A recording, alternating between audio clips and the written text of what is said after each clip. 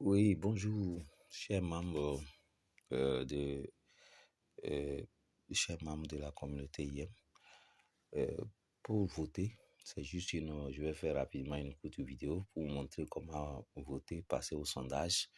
Lorsque vous cliquez sur le lien qui amène vers le site de la Fondation IEM, directement, on va vous demander de mettre votre numéro PERNOM, votre mot de passe, et vous rentrez sur cette plateforme-là. Une fois ici, vous voyez complètement en haut, on dit cliquez ici en bleu, cliquez ici pour le sondage. Donc, vous cliquez juste sur ce lien. Donc, le premier sondage concerne la dame qui était remplacée par Rodolfo. Et ici, on nous demande, est-ce que Rodolfo va continuer d'assurer la place de la dame là jusqu'à ce qu'il y ait des nouvelles élections en 2024. Moi, j'ai voté oui. Donc, après avoir voté oui, et on dit que votre vote a été soumis.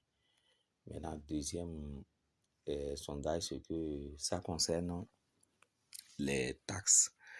Donc, vous savez qu'en Europe, les biens sont taxés. Donc, si vous avez vos IEM sur votre compte, donc ça veut dire que c'est votre fortune qui sera taxée. Donc ici, la Fondation IEM nous a proposé que pour ne pas être trop taxé, donc il fallait que on prenne tous nos IEM pour garder les IEM en staking, les IEM qu'on a fait staking là pour les mettre au niveau de free IEM. Donc, on va vouloir les utiliser, c'est en ce moment les transferts sur notre PERNOM même, et sur les IEM même, dans le but d'être taxé. Donc, si on est d'accord avec ce programme, on vote oui. Si on n'est pas d'accord, comme c'est des choses qui nous arrangent, on va voter oui. Et on clique sur soumettre, comme l'autre côté aussi. Et on attend le résultat.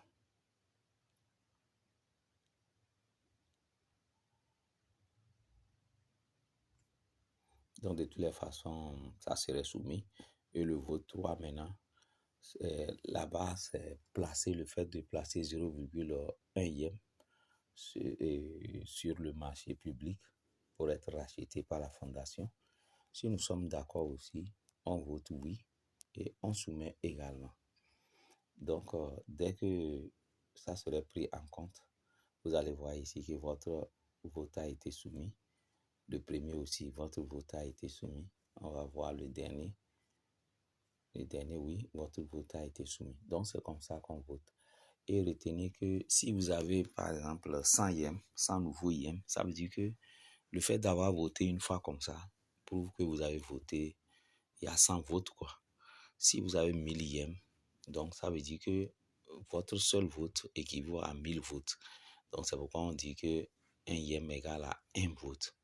C'est ce que ça veut dire. Donc, plus quelqu'un a beaucoup de IEM, sa voix compte plus que celui qui a peu de IEM.